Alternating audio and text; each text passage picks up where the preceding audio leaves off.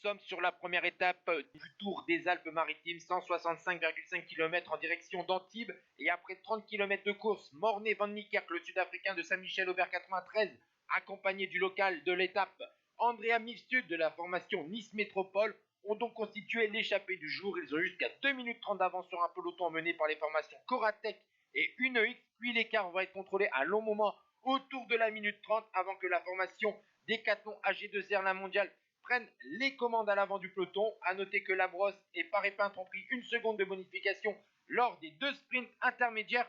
A noter que quand même dans ce petit final avec un circuit autour de Valbonne, eh bien, on va assister à des offensives, notamment de la part des Romains, Grégoire et Bardet, mais ils vont être repris assez rapidement par le peloton. Et à l'avant de la course, Andrea Mifsud, lui, s'est débarrassé de Van Niekerk.